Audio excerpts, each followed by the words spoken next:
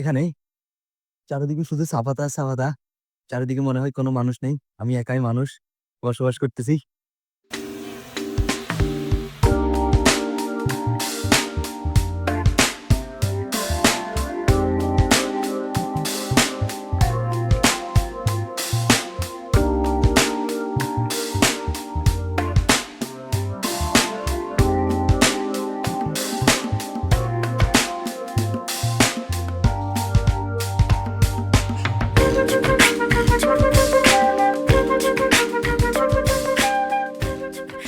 আপনারা আজ দেখতে চলেছেন বাংলাদেশের অপূর্ব এক সৌন্দর্যের ভুবন শ্রীমঙ্গল, যাকে বলা হয় বাংলাদেশের চায়ের রাজধানী।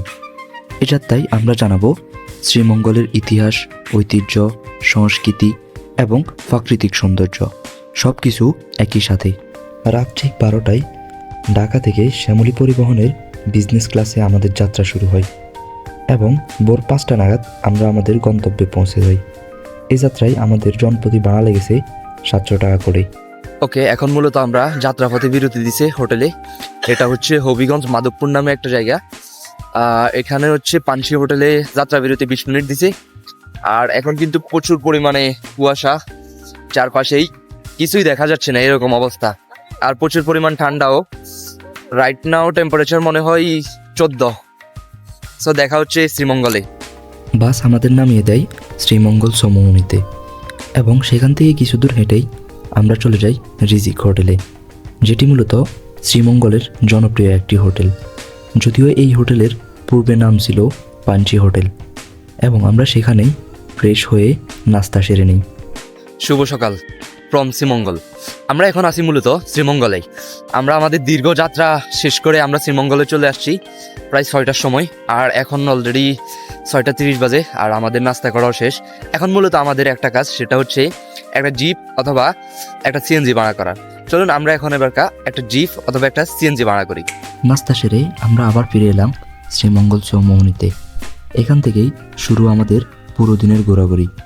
আমরা 4 জন হওয়ায় সারাদিনের জন্য একটা জিপ গাড়ি ভাড়া করে নিলাম। তবে যদি বাজেট কম থাকে তাহলে সিএনজি নিলেও যথেষ্ট। আমি এখন মূলত আছি শ্রীমঙ্গল চৌমোহনী। এখান থেকেই মূলত আপনারা এই যে সিএনজিগুলা এবং হচ্ছে এই যে জিপ সবগুলো এখান থেকেই ভাড়া করতে পারবেন। তো এখন সকাল সকাল হওয়ার কারণে খুব একটা এখনো আসে নাই, তবে একটু পরেই এখানে জিপ এবং সিএনজি অনেক পরিমাণে হয়ে যাবে এবং সবাই এখান থেকেই ভাড়া করে। ওকে, ফাইনালি মূলত আমরা জিপটা বুক করছি। এই যে আমাদের জিপ, এটা হচ্ছে আমরা 4 জন একটা জিপ নিয়ে নিছি। আর আজকে সারাদিনে এই জিপটা মূলত আমাদের ঘুরাবে বিভিন্ন স্পটে, অ্যান্ড আমি আপনাদেরকে সেই স্পটগুলো দেখাবো। চলুন।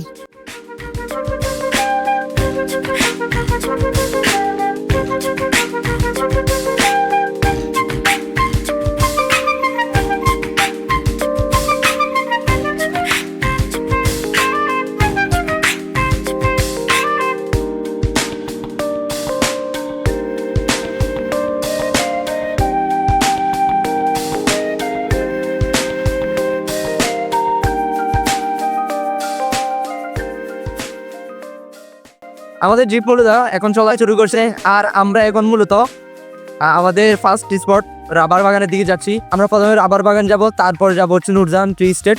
তো চলো, আমরা মূলত এখন রাবার বাগানের ভিতরে চলে আসছি।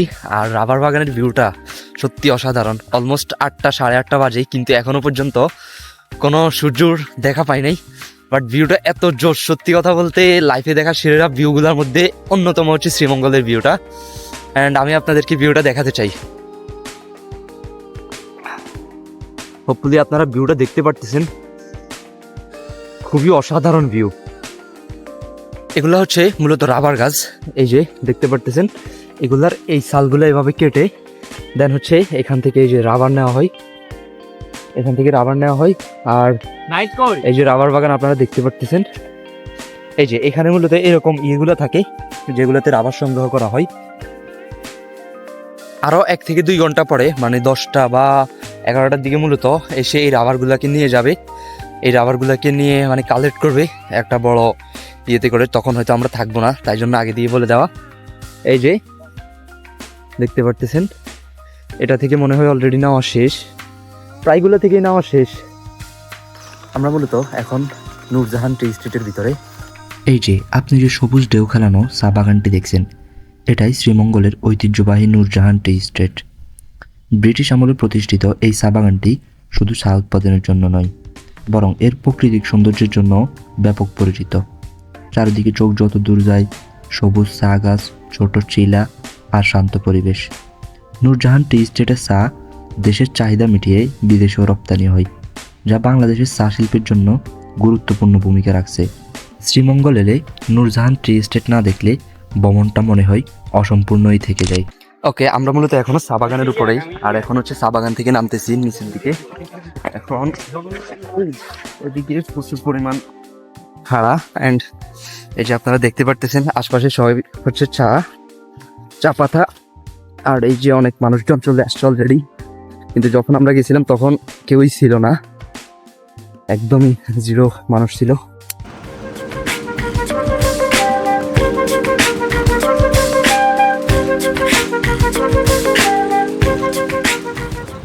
এখন আমরা আছি মূলত শ্রীমঙ্গলের অন্যতম সুন্দর একটা জায়গা, মাধবপুর লেক, যেটা মূলত হচ্ছে চা বাগানে পানি দেওয়ার জন্য তৈরি করা হয়েছে এই লেকটা।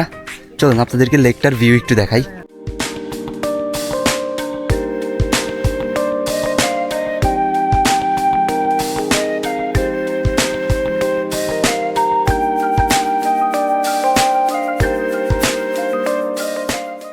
চলুন এবার আপনাদেরকে শ্রীমঙ্গলের একটু ইতিহাস জানাই। শ্রীমঙ্গল মূলত নামকরণ করা হয়েছে শ্রীদাস ও মঙ্গল দাস, দুই ভাই এখানে হেল হাওরের কাছে বসতি স্থাপন করেন, এবং অনেকেই বলা হয় সেখান থেকে মূলত শ্রীমঙ্গলের নাম করা হয়েছে। শ্রীমঙ্গল থানা হিসেবে পরিচিত পায় 1912 সালে, এবং শ্রীমঙ্গলে কিন্তু যুদ্ধের সময়ের অনেক ইতিহাস ঐতিহ্য আছে, এবং এই অঞ্চলের অনেক মানুষ বাংলাদেশের স্বাধীনতা মুক্তিযুদ্ধে অংশগ্রহণ করেছে। ব্রিটিশ সরকারের সময় থেকে এখানে মূলত চা চাষ শুরু হয়। চা চাষ শুরু হওয়ার মেইন কারণ সেটা হচ্ছে এখানে পাহাড়ের নুপুরি মাটি এবং অতিরিক্ত বৃষ্টিপাত হওয়া, যার জন্য চাটা অতিরিক্ত উৎপাদন হয়। সেই জন্য ব্রিটিশ সরকারের আমল থেকে এখানে চা উৎপাদন শুরু হয়। শ্রীমঙ্গল কিন্তু two leaves and a bud নামেও পরিচিত, যার অর্থ হলো চায়ের দুটি নতুন পাতা এবং একটি লতা ধরেই তৈরি হয় চা। এই চা শুধু দেশেই প্রয়োজন মিটায় না, এগুলা বাহিরেও রপ্তানি হয়, যার কারণে এই চা দেশের অর্থনীতিতে মারাত্মক ভূমিকা রাখে। তবে এই চা শ্রমিকদের জীবন অনেক কষ্টের, চলুন আপনাদেরকে সেটা জানাই। চা শ্রমিকদের জীবন কাহিনী জানার আগে আপনাদেরকে বলি, আমরা এখন আছি মূলত মাধবপুর লেকে। মাধবপুর হচ্ছে শ্রীমঙ্গলের অন্যতম একটা সুন্দর ট্যুরিস্ট স্পট।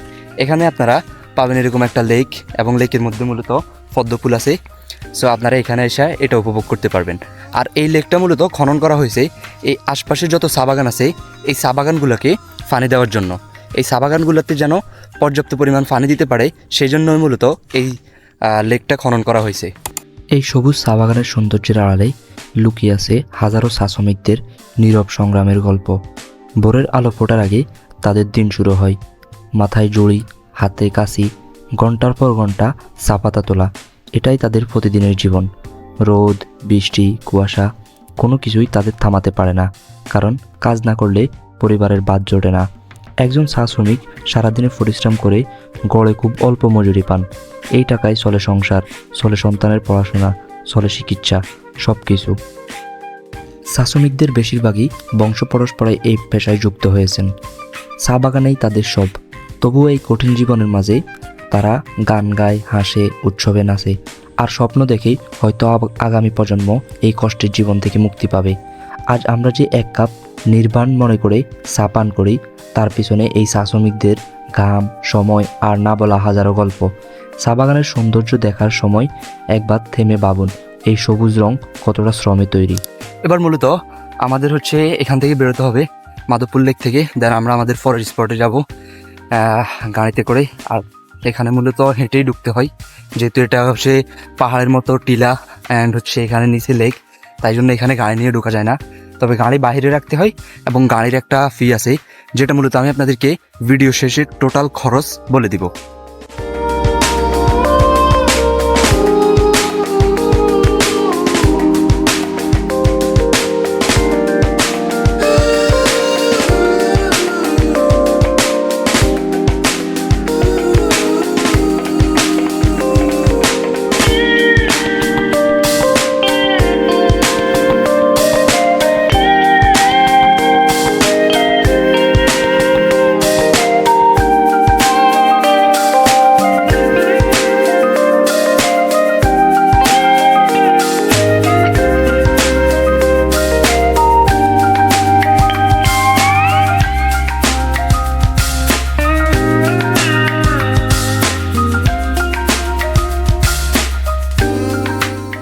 চলুন এবার আপনাদেরকে একটু চায়ের ইতিহাস জানাই।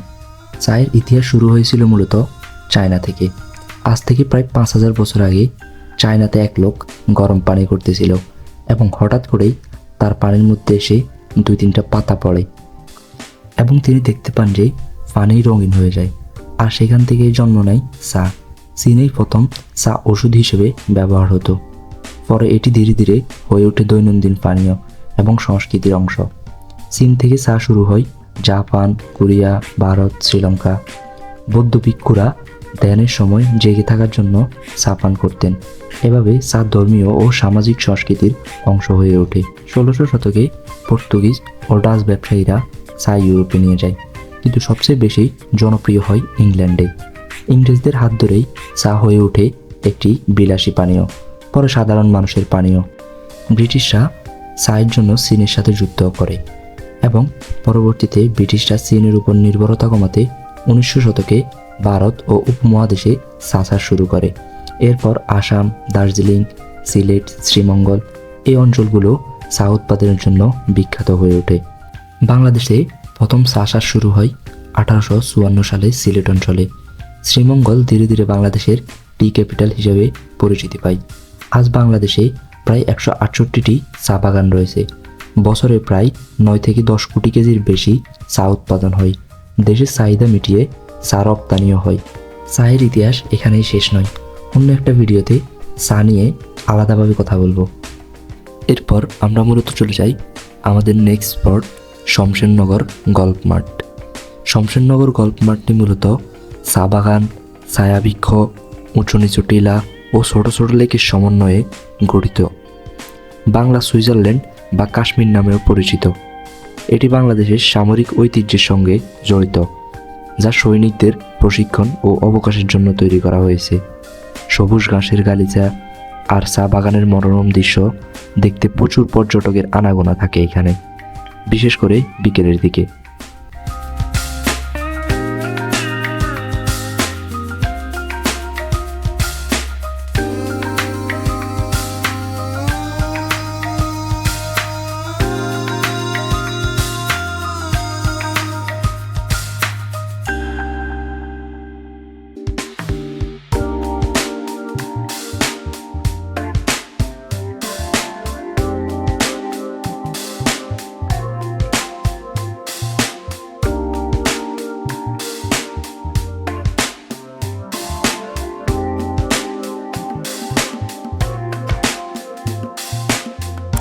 ভিউয়ার্স, আমরা মূলত এখন আছি লাউয়াছড়া জাতীয় উদ্যানের ভিতরে। এই উদ্যানের যে রেল লাইনটি রয়েছে সেই রেল লাইনের মধ্যেই এখন দাঁড়িয়ে আছি। এই রেল লাইনে কিন্তু হলিউডের জনপ্রিয় movie around the world in 80 days এই মুভিটি শ্যুট করা হয়েছে। এটা মূলত 1955 সালে শ্যুট করা হয়েছে। এবং এখানে আরও একটি মুভি শ্যুট করা হয়েছে যেটা মূলত হুমায়ুন আহমেদের আমার আছে জল, যেটা মূলত 2008 সালে শ্যুট করা হয়েছে। চলুন এবার আপনাদেরকে একটা খরচের মিনিমাম একটা বাজেট দিই। আপনারা যদি শ্রীমঙ্গল ভ্রমণ করেন, সেক্ষেত্রে আমরা যেহেতু ট্রেনের টিকিট পাই নাই, তাই আমরা বিকল্প বাস ইউজ করছি। তবে আপনারা চেষ্টা করবেন ট্রেন ইউজ করতে, যেহেতু ট্রেনের ভাড়াটা কম, 275 টাকা। সো ঢাকা থেকে ট্রেনের ভাড়াটা অনেকটাই কম, আপনারা ট্রেন ব্যবহার করতে পারেন। এবং আপনারা যদি 5 জনের কম হন, সেক্ষেত্রে সিএনজি নেওয়াটাই বেটার। আপনারা সিএনজি নেওয়ার সময় 1400 থেকে 1500 টাকার ভিতরেই সিএনজি পেয়ে যাবেন। আর যদি আপনারা 10 জন বা 11 জন হন, সেক্ষেত্রে আপনারা একটা চাঁদের গাড়ি ভাড়া করতে পারেন আমাদের মতো। চাঁদের গাড়িতে আপনাদের 10 জন বা 11 জন ইজিলি বসতে পারবেন বা দাঁড়িয়ে থাকতে পারবেন। এবং আপনারা বিভিন্ন স্পটে গিয়ে তো অবশ্যই ঘোরাঘুরি করবেন। সো বসাটা ম্যান্ডেটরি না। সো আপনাদের সেক্ষেত্রে খরচ হবে 4000 টাকা। একটা চাঁদের গাড়ি যদি আপনারা ভাড়া করেন, 4000 টাকার ভিতরে আপনারা ভাড়া করতে পারবেন। এবং আপনারা যদি দামাদামি করতে পারেন, সেক্ষেত্রে একটু কম দিয়েও পারবেন। দেন সকালের নাস্তা আপনারা মানে আপনাদের খাবারের নিয়ম অনুযায়ী আপনারা যতটুকু খাবেন ততটুকুই। দুপুরের খাবার আর হচ্ছে আপনাদের আবার রাতে ব্যাক করা। আপনারা যদি একদিনের ট্যুর দেন, সেক্ষেত্রে আমার মনে হয় এটাই এনাফ। এবং আপনারা 1200 থেকে 1500 টাকার ভিতরে যদি 10-12 জন যান, 1200 থেকে 1500 টাকার ভিতরে ট্যুরটা শেষ করে আসতে পারবেন। আর যদি ভিডিওটি ভালো লাগে, লাইক, কমেন্ট এবং শেয়ার করবেন। যদি আমাকে সাপোর্ট করতে চান, চ্যানেলটি সাবস্ক্রাইব করবেন। এবং যদি এই ধরনের ভিডিও আরও চান, আমাকে জানাতে পারেন অবশ্যই। আর নেক্সট ভিডিও কোথা থেকে দেখা হবে আমি নিজেও জানি না। সো ধন্যবাদ সবাইকে ভিডিওটি শেষ পর্যন্ত দেখার জন্য। আজকে এতটুকুই, টাটা।